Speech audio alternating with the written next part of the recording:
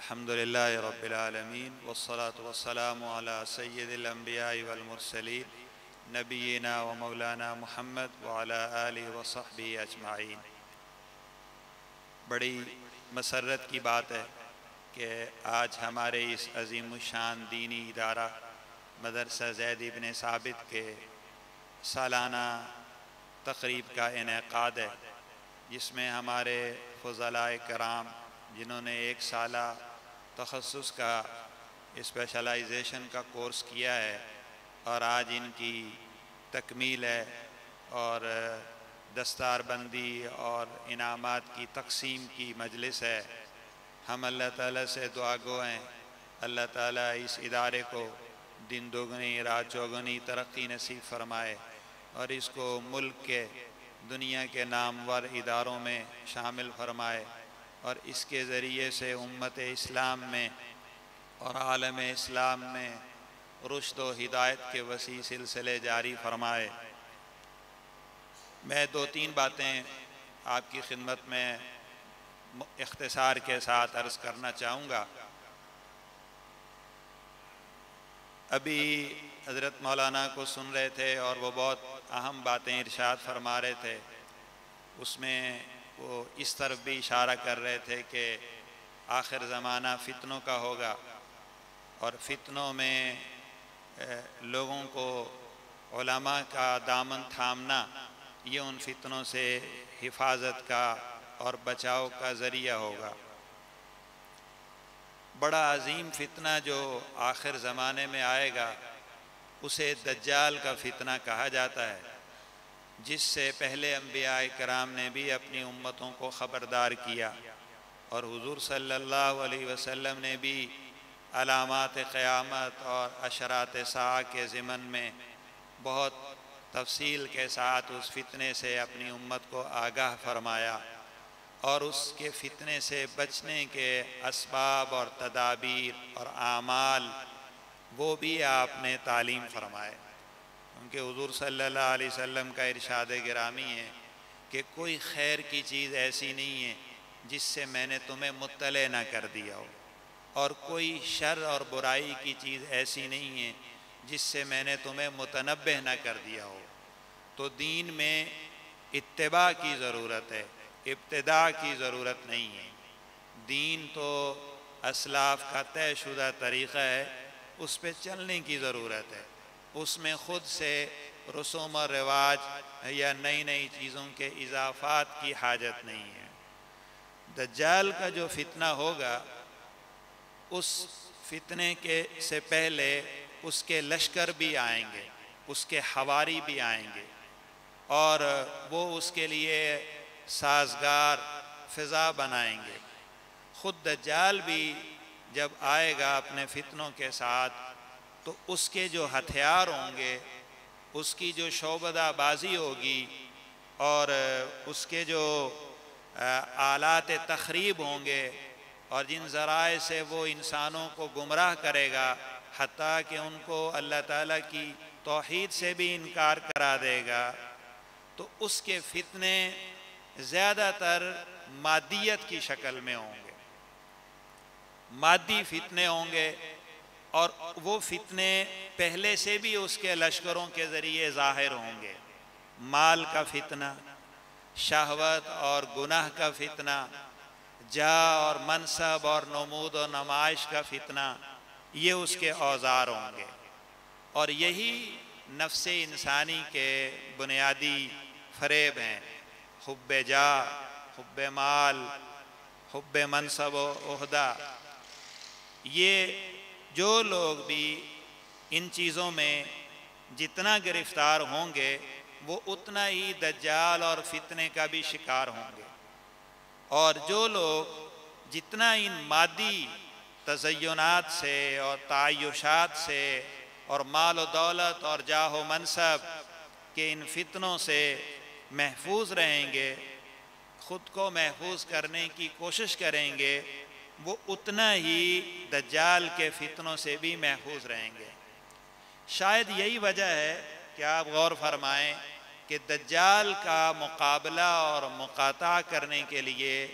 جو ہستی خصوصی طور پر تشریف لائیں گے وہ حضرت عیسیٰ علیہ السلام ہوں گے۔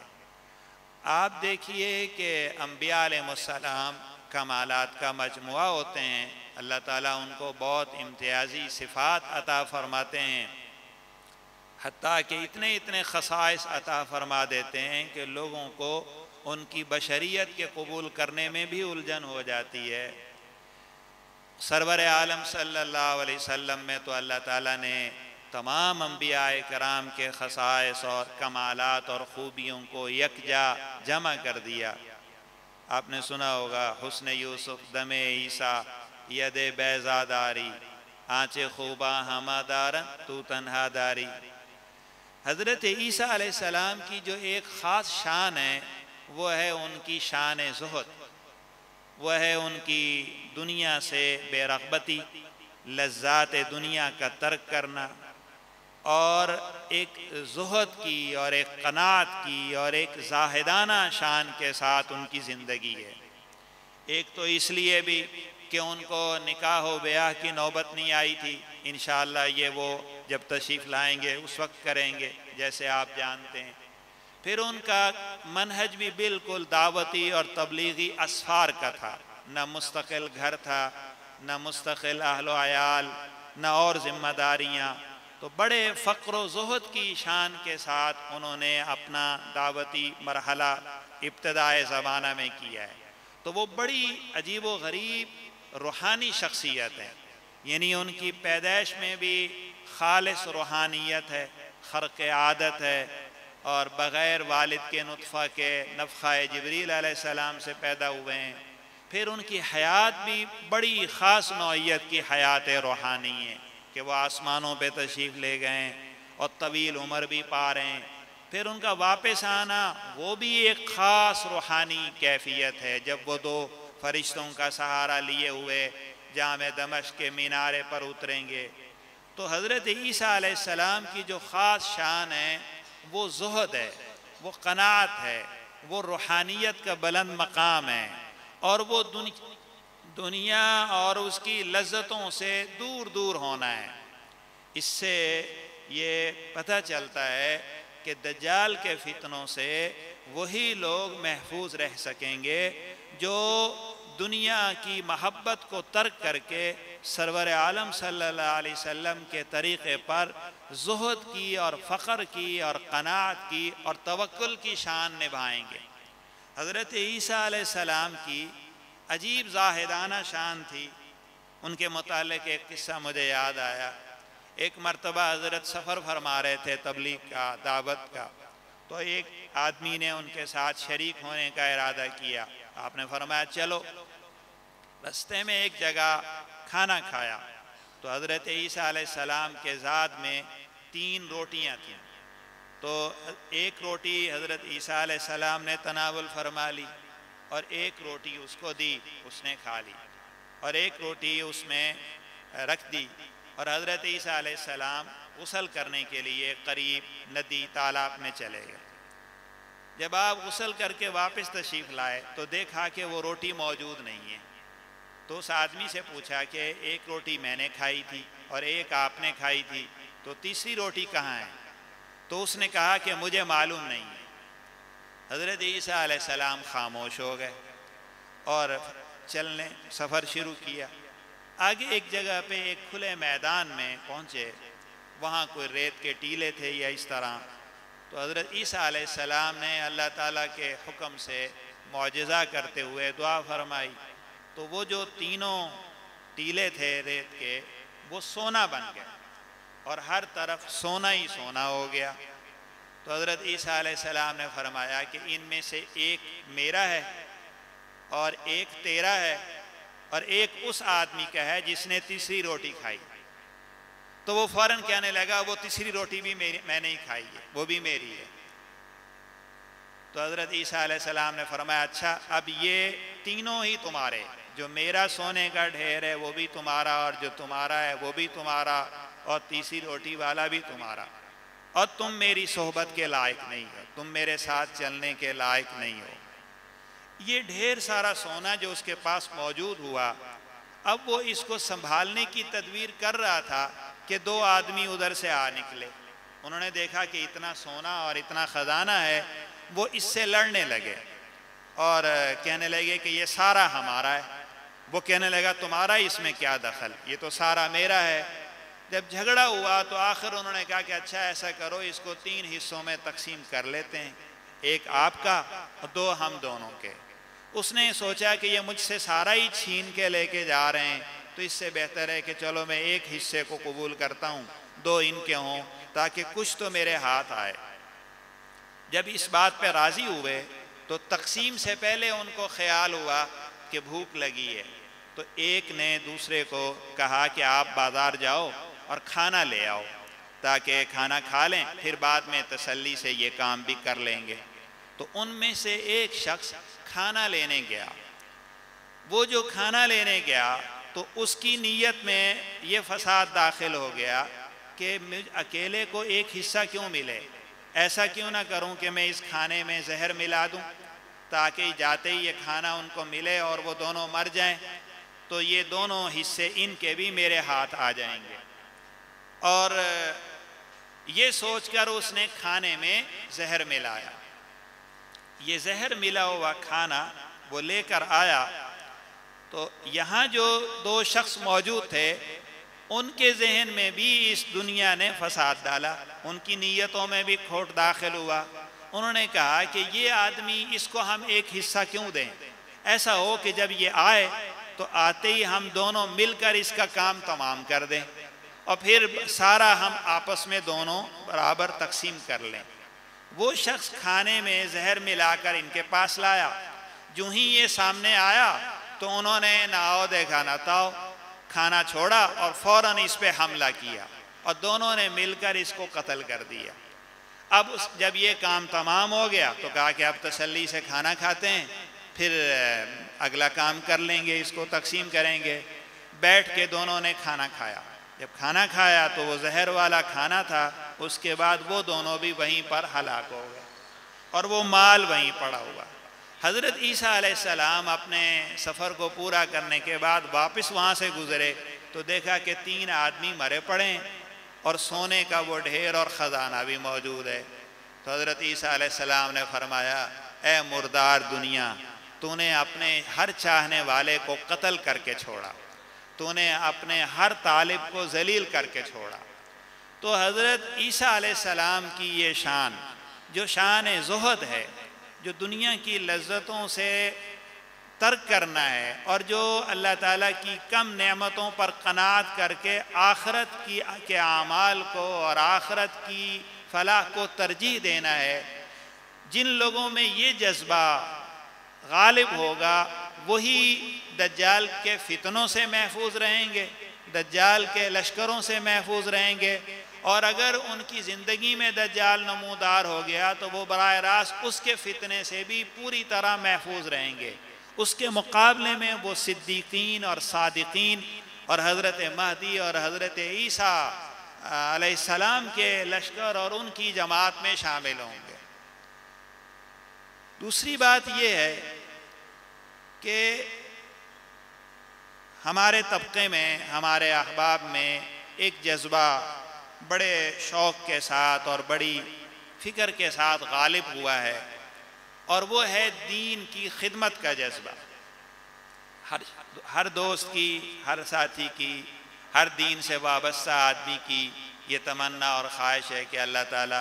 ہمیں دین کی خدمت کی توفیق دے، اور ہم اپنے مشائخ اور بزرگوں سے بھی دعا کراتے ہیں کہ ہمیں دین کی خدمت کی سعادت ملے۔ تو یہاں بھی ایک بات یہ بندہ عرض کرنا چاہتا ہے، آپ اس پہ غور فرمائیں، ممکن ہے وہ صحیح ہو۔ ایک ہے دین کی خدمت مختلف شعبوں میں، جیسے تدریس کے ذریعے خدمت ہو رہی ہے، تصنیف کے ذریعے خدمت ہو رہی ہے، تقریر و تبلیغ کے ذریعے خدمت ہو رہی ہے، مناظرہ اور مباہلہ کے ذریعے خدمت ہو رہی ہے۔ مختلف انداز میں دین کے مختلف شعبوں میں کام کرنے کی دینی خدمات، ایک یہ ہے۔ دوسرا ہے دین کے مالک کی خدمت، اس دین کے پروردگار حقیقی کی خدمت، خدمت بمعنی اطاعت، یعنی ایک ہے اللہ تعالیٰ کے دین کی خدمت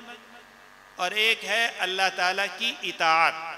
اور اللہ تعالیٰ نے اس پر ذاتی طور پر انفرادی طور پر اس کی ذات کے حوالے سے جو فرائض اس پہ عائد کیے ہیں، جو احکام ان پہ لازم کیے ہیں، ان حقوق کی ادائیگی، ان فرائض کی ادائیگی، اور جن چیزوں سے منع کیا ان سے بچنے کا اہتمام۔ تو یہ دو چیزیں اور دونوں اہم ہیں، لیکن اس میں سے زیادہ اہم چیز وہ اللہ تعالیٰ کے دین کی اطاعت ہے، اور دین کی اطاعت کا فریضہ ہر شخص کی طرف متوجہ ہے، ہر مسلمان کے ذمہ، ہر عالم کے بھی، عامی کے بھی، خاص کے بھی، ہر مسلمان کو اللہ تعالیٰ نے احکام دیے ہیں، تو ان احکام کی جو اطاعت ہے وہ اطاعت کر کے اللہ تعالیٰ کو خوش کر سکتا ہے۔ دوسرا شعبہ ہے خدمت دین کا، وہ کسی کو کم مواقع میسر آ رہے ہیں، کسی کو زیادہ آ رہے ہیں، کسی کو زیادہ تعارف حاصل ہو رہا ہے، کسی کو کم ہو رہا ہے، کوئی کم صلاحیتیں رکھتا ہے، کوئی زیادہ رکھتا ہے، اور بعض اوقات آدمی کو خیال ہوتا ہے کہ میں اس طرح خدمت نہیں کر پا رہا، اور میرے پاس اس طرح وسائل نہیں ہیں، اور میں اس طرح کام نہیں کر پا رہا، اور میں اس طرح آگے نہیں بڑھ پا رہا۔ تو یہ خدمت دین کے جتنے کام ہیں یہ اجر کا ذریعہ ہیں، یا یوں کہیے کہ اجرت کا ذریعہ ہیں، لیکن یہ براہ راست اللہ تعالیٰ کے قرب کا ذریعہ نہیں ہے۔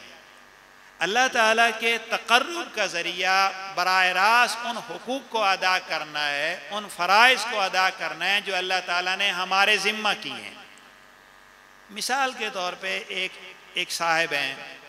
وہ کوئی دینی مدرسہ چلا رہے ہیں اور اس کے سارے مصارف کو پورا کر رہے ہیں،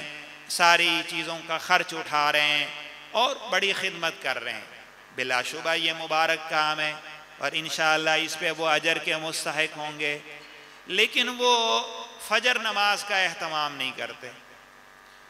وہ اپنی گھریلو زندگی میں شرعی پردے کا اہتمام نہیں کرتے، وہ اپنے کاروباری زندگی میں حلال و حرام کا احترام نہیں کرتے۔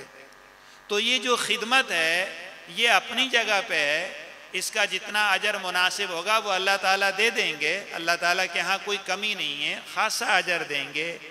لیکن وہ جو اللہ تعالیٰ کے احکام کی نافرمانی ہے اور براہ راست اس سے وابستہ ہونے والے فرائض میں کوتاہی ہے، یہ اس کے لیے کافی نہیں ہے، اور اس کا یہ متبادل نہیں ہے، اور اس کا مواخذہ اپنی جگہ پر ضروری ہے۔ لہذا ہمیں دین کی خدمت کے جذبے کے ساتھ ساتھ اس بات کو سوچنا بھی بہت ضروری ہے کہ ہم اپنی ذات پر اللہ تعالیٰ کے احکام کو لاگو کر رہے ہیں یا نہیں، اور ہماری طرف جو اللہ تعالیٰ نے فرائض ہم پر وارد کیے ہیں، جو حقوق ہمارے ذمہ کیے ہیں، وہ ذمہ داریاں جو ہمیں ادا کی ہیں وہ ہم پر لازم ہیں یا نہیں۔ حضرت مجدد الفسانی رحمہ اللہ تعالیٰ،